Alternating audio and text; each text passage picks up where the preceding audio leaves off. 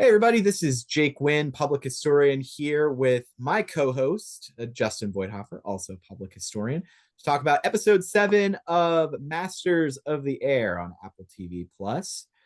We've been doing these sort of video slash podcasts. I don't know how we would think about these, what we would call these, but Yeah, I don't know. yeah, it's kind of very podcasty esque, although you see our faces. So we've been doing each of the episodes of Masters of the Air. We've been doing a little recap, little historic background of each of the episodes. We are going to do that for episode 7 for you right now. So Justin, how are you today?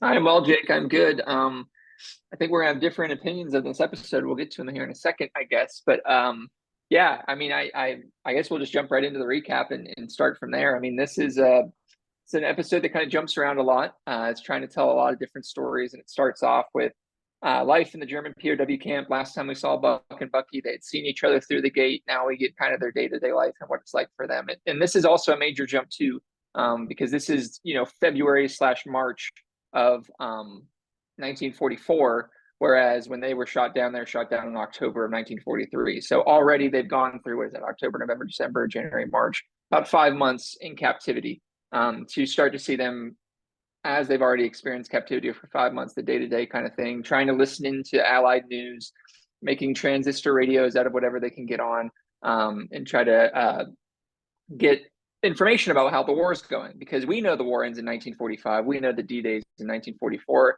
These folks do not. They have no idea how long they're going to be there. And I think that's the thing that you see in this episode is the debate on, hey, do we stay here and live it out? But once again, they have no idea how long they're going to be there. And one thing I want to point out too, and this would be more in the, well, actually, we'll do the recap first. And when we go to the history of the episode, we'll focus on it too. So from that, we then shift to a mission. We see Rosenthal was kind of staying down for his 24th.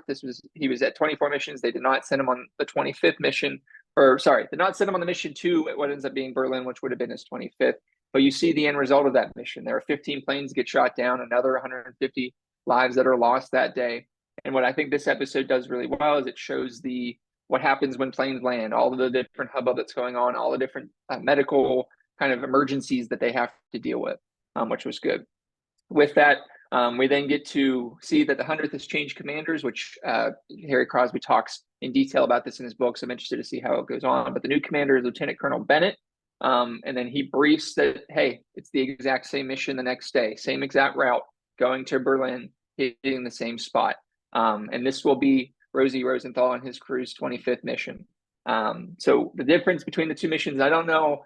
I didn't see it, but Jake might be able to talk on it more. You see the impact of what the P-51 Mustang does in the war here in this episode, which is good too.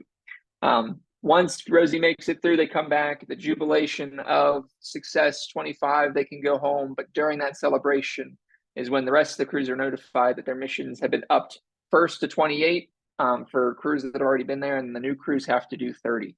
And the mental toll that immediately takes on the folks as they're celebrating Rosie's 25th. Then you have Harry Crosby going back to London with Subaltern Wingate. I know how to pronounce that during this thing. So if I don't take anything else away from the series, I guess I know how to pronounce that now. Or sorry, Westgate. Now I can't pronounce her last name. But anyway, and then his relationship kind of developing with her. And then finally, back to the POW camp. Result of what is the Great Escape. We know Stalag Luft III. Is that the British kind of do that. There's a whole movie about it. You see them react to it, the Germans react to it, but then you also see what the result is for the rest of the prisoners there. The realization that, hey, if we try to do something like this, we will be executed. And also the camp may be turned over to the Gestapo or the SS, which would be a very different experience for them. And finally, last part of the episode is Rosie re-upping for another kind of 25 missions, or I guess at this point it would be different, be 30 missions now. And also having somebody explain to him the shift in what the goal of these missions are going to be. So with that, Jake, we'll pass it to you for your initial reaction. You said you do not like the episode. I'm interested to see, is it because of the bouncing around, or why do you say that? Yeah, so it is the bouncing around, and I think this is kind of alluded to this in previous episodes, even though I really liked the last couple of episodes that we watched and reviewed. but expressed some concerns about, how much of the story they still had yet to tell. And we still have so much story yet to tell and only have a few episodes left to do it. We haven't even gotten to D-Day yet. And we are, we have a lot of stories to both introduce with the Tuskegee Airmen coming. We've seen that in the trailer.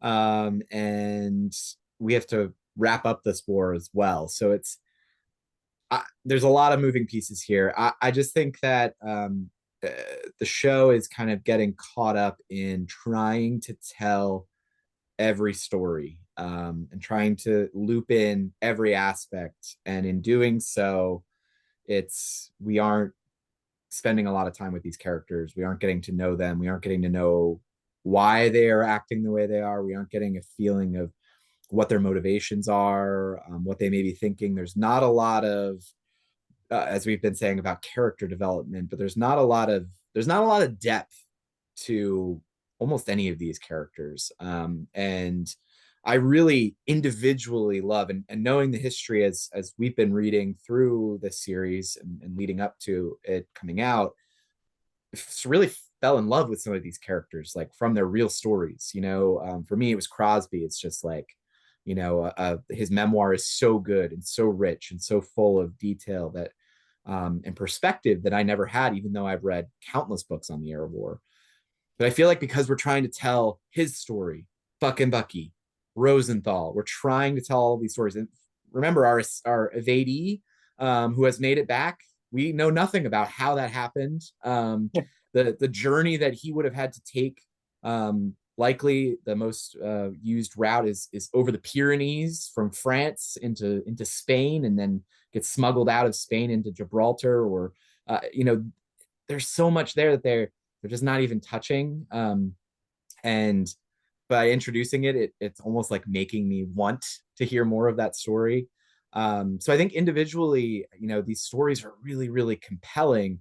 It's just we don't get a lot of depth because we're trying to tell all the stories. I've come out of this wanting a Crosby movie or miniseries, or a Rosenthal miniseries, especially Rosenthal. I think that is a character that is so rich in detail. And as I'll get into a little bit later, talking about like listening to Masters of the Air and listening to Donald Miller talk about the relationship he built with Rosenthal and interviewing him and spending time with him, the depth of character of Rosenthal, let alone the experiences that he lives through and the leadership that he shows, what's going to come after the war for him. And the fact that he was motivated to participate in this by the fact that, he is Jewish, he's from New York, he's been following the conflict from the very beginning of the war, from the outbreak. He's a news junkie. He's reading about all of this. He understands what's going on, who Hitler is, what this war is about. It makes me want to know and spend more time with him than what we see in this show.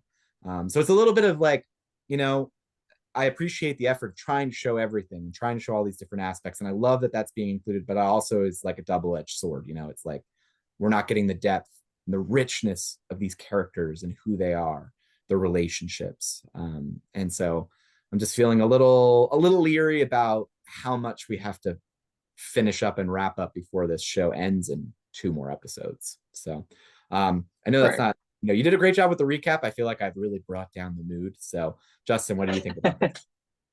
I disagree, and so some of your points make sense, right? Like, we only saw the escapees who made it through Belgium into France for like 3 seconds. They were riding a bike. We didn't even zoom in on their faces. I kind of was like, wait a second, that is them. And then they were gone, right? So I'll give you that one.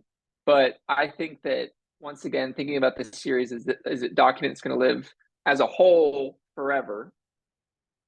Be able to go back and watch it. You're going to be able to binge it like we do Band of Brothers and all that too.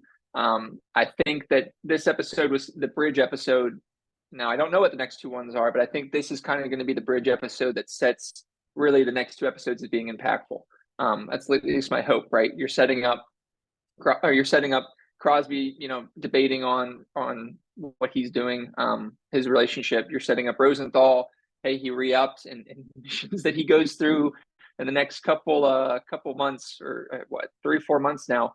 almost a year, I guess, Rosenthal will go through a lot of missions, and some of them are pretty harrowing and pretty immaculate or amazing stories to tell. I don't know. I like this episode, and maybe this is me just liking the episode so much because of Rosenthal's story, because I'm such a big fan of it, because you get the cheering of they made it. You see the whole base celebrate. You see them get out of the plane, him be carried off, and there's actually photos of them that moment. The 100th Bomber Group Association posted a photo on Facebook that I saw, which was really cool. Kind of compare and contrast how the series did it and how it actually happened in real life. So I think that I'm I will be fully sold or dislike this episode based on the next two, I guess is what I'm getting at. Because if they do it right, that'll be good. I understand what you're saying about the airmen coming back all of a sudden, but I think setting up the next episodes is going to be great because going into the history behind the episode, this is the episode that details the shift from what the 8th Air Force is doing. Before this, they're hitting German production. They're trying to hit the Luftwaffe as they're being built. With the introduction of the P-51 Mustang, they're now, as is talked about during this episode, going to be the bait to get the Luftwaffe up in the sky to then destroy it with the P-51. So we are seeing what is known as Big Week, or I don't know if it falls in the calendar of what Big Week was, but in early 1944, that's what the 8th Air Force is tasked to do, is to get the Luftwaffe up in the sky and destroy it. And the reason why they're tasked to do that is there's an invasion of Normandy. There's an invasion coming up. We don't know it's Normandy at the time, or I think that they know it's Normandy, but obviously no one else knows that. But in June, late May, early June, there's templated to be an invasion. And the best way to ensure the success of that invasion is to make sure you have the quote unquote mastery of the air. And this is how they do it. So you can make the argument is this episode or the history behind this episode is why D-Day is successful as it is because of the ability of the Air Force to get the Luftwaffe up in the sky. The day of D-Day on June 6th, 1944, there is no Luftwaffe buzzing the beach. There's no Luftwaffe that's, strafing or hitting the landing craft as they're coming ashore. And it's because of what the 8th Air Force does and the losses that they suffer on the way up here to D-Day. And I think I'm going to talk about that next episode about, we talk about the 6,000 or so casualties during D-Day. We really need to include the 8th Air Force casualties in that because they play a direct role in the success of D-Day. So Rosie even talked about it. He has a quote. He said, "We did the bombing, the dirty work. We were the decoys, and they took care of the bad boys that were beating us up." He's saying they as the P-51s. They were the guys who made D-Day possible. So going back to this bridge episode, this is the big week for the 8th Air Force when they're going to throw a ton of metal up in the air, hoping to get the Luftwaffe up to destroy it. And I think you see that during this episode, which is cool. You see the planes, as they're coming towards them, all the P-51s just go straight out. That's their mission. That's what they're supposed to do, is engage and destroy the enemy over the skies. So you also see the POWs, what a day-to-day POW life is, a lot of boredom, walking around, not knowing your future. And then also, this is the Luftwaffe run POW camp. So they're kind of hoping that it is, they treat them a little bit better than they would normally, because the Luftwaffe know that the gentleman's agreement of, hey, there's Luftwaffe pilots that are shot down in Britain. We hope that they're treated the same way. So there's a lot of, it's still dangerous. You see somebody get shot for stepping over the line. You see a dog be attacked on somebody.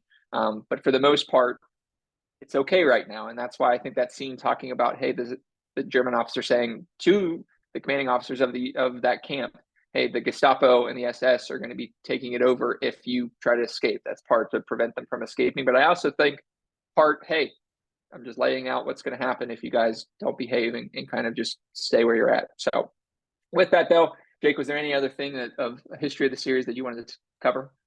Or history of the episode, sorry. Yeah, I think you get into the realities of prisoner life. I think this is a great opportunity to kind of talk about one of the characters that it's so funny.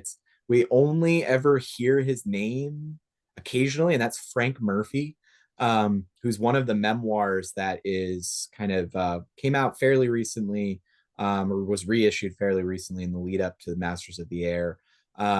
And is a named character in the show, but we don't get to spend virtually any time with him. I would say for the prisoner experience, read Murphy's book because, I'll put up the name of that into the show description, which the name of it is escaping me at the moment. If Justin, if you want to look that up while I'm talking here, I don't have it on me handy. But yeah, his account of captivity is pretty amazing. Just the fact that a lot about the boredom, a lot about the fact that the shootings that we see, the attacks that we see on prisoners by the guards were under the Geneva Convention, the prisoners believed war crimes, and so but they have no means of really doing anything about that, and they can't have reprisals. They can't really do anything because they are purely at the mercy of their guards, and they are, as Justin said, being threatened by the fact that conditions could get a lot worse because their guards were, all being said, fairly benign, at least in the Nazi prisoner system, running the gamut from the air prisoner camps to concentration camps. The air guys had it very good compared to others in the German prison system. So I think that just this fact that this is being explored and being shown in such detail, I think is really great. It's a really important aspect of the war that has not been shown in recent film. And I think is an important perspective, especially when you look at the numbers, the vast thousands of airmen who go through this prison system through the war. So I think this is a good perspective to have. It's yep. Luck of the Draw is the name. Luck of the Draw. That's right. So yeah, check out that book. Highly recommend. I think it's a great read and good perspective on these experiences of prisoners. And also the fact that they did have some communication with home, which we do see a little bit of in the show, and the fact that they had very limited letter communication via the Red Cross. I think that's also a fascinating story that is worth exploring, the fact of how the prisoner system worked and how the Red Cross kind of in Europe kind of maneuvers around, the prison system in the war. I think too, this goes to seriously, like, listen to the Masters of the Air podcast that the National World War II Museum is doing. Every episode, they have brought perspectives that honestly, like, didn't always come through in the show itself. But I think listening to that and trying to get the filmmaker's perspective of what they were making, and then to hear from Donald Miller talking about how his book is translated to the screen and some of his experiences with some of the airmen and officers that are shown in the series, I think are very well done, and particularly around his perspective around about Rosenthal, and the fact that it is a very just like I said earlier, a rich character that is worth exploring. And there's a lot of video of him. He did a lot of interviews, and so some of which I was able to catch a little bit of on YouTube. Just a fascinating guy, and somebody who I'm really glad is getting the exposure that this show is bringing to bring that story out so more people are familiar with. This was the first time in reading up before this that I was ever introduced to Rosie Rosenthal, and honestly, I feel better for it, just in terms of like understanding leadership, looking at who he was as a person, somebody to really I think emulate as a leader, as somebody who I think history has looked on with, kind of as like a really kind of golden personality, somebody to really look up to and aspire to be more like. So I'm glad through this series and through reading to have gotten to know Rosie Rosenthal just a little bit. Now watching some more videos of him talking about his experience, it seems like a really, really wonderful guy, and somebody whose experience during this horrible time in history is one to really examine. So that's what I would say in terms of not a lot of historical background, but I think some further reading for you all, and also seriously go listen to that, to the Masters of the Air podcast. So Justin, I'm gonna throw it back to you as we head towards race towards our conclusion here. Yeah, I just excited for next week. Like I talked about with the bridge episode, I think this episode's going to set it up well. So we're going to see a lot. Tuskegee Airmen. We're going to see subaltern, Wingate, Westgate, whatever you want to say it. It looks like she's in France, which I'm not sure. Reading Crosby's memoir, maybe I missed it. I think this is I don't know. I'll leave it to you, Jake. What are you looking for in the next episode?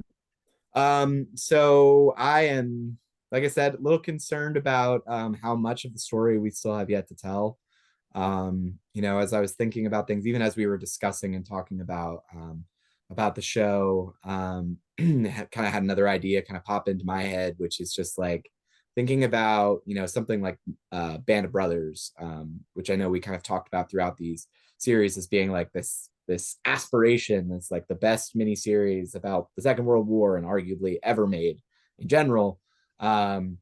That in those episodes, especially the later episodes, you do get like some really close up focus in on one person, one story. I'm thinking of specifically the uh, episode in the Battle of the Bulge with our medic, and how we get to know this person and the complexity of that individual and his experience as a medic, that really illuminated a lot more just than about the Battle of the Bulge and the circumstances he was living through. I think that's something that we're missing in this show. I think, and that's because of the nature of trying to tell all of these stories and how divergent those stories get. The fact that now we have guys on the ground in Germany in a prison camp, we have guys back on base, we've got guys flying missions. It's like all over the place, and through being all over the place, we're not quite getting the depth. Again, I know I'm beating a dead horse at this point talking about this. So, but at the same time, I'm very interested to see how they're going to conclude this and so quickly. So, and introduce a whole new batch of characters with the Tuskegee Airmen. So, curious to see how this is all going to play out. I do also want to say maybe seed the ground a little bit for maybe some future episodes for us to continue after Masters of the Air is over to be talking about like historical content and mini series. The Subaltern, Wingate, Westgate, Landra, Sandra, is played by Belle Powley, who, for those of you that may have seen the National Geographic mini series about the people who hid Anne Frank in Amsterdam. She plays Miep Gies, who is key to hiding the Frank family in Amsterdam during the Second World War. The miniseries is called A Small Light. That's where I know Belle Powley from. I think she is a fantastic actor, and glad to see her getting some time in this show. But just seeding the ground a little bit, maybe that could be something we discuss in future episodes. Like let's talk about A Small Light, because I think that is a very, very good miniseries that got very little coverage when that came out last year. So I think more people should check that out, and you'll see Belle Powley being absolutely amazing as a main character, not just a kind of bit character that we see her as our subaltern in the show. So that's it for me, Justin. You got anything else before we finally wrap this up? No, I think it's good. I think want to just say thank you guys for once again just looking, listening, watching. Jake and I, like I said, we're going to do this regardless if you guys watch or not. So it's just kind of an added bonus that we have people kind of responding in the comments and everything too. So appreciate you guys, and yeah, excited to continue doing it. Jake, how about you? Yep, I said my piece. I beat the dead horse again, and again and again.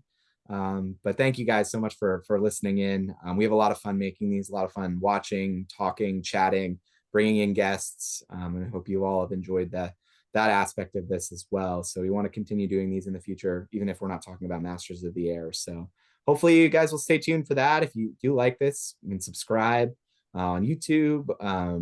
Give us a follow. The Jake Wynn Public Historian page is where we've been posting this on Facebook. Yeah, hit a thumbs up. Give us a comment. Let us know what you think. And yeah, hope you'll continue tuning in with us. So thank you all so much. And we will see you next time. We are signing off.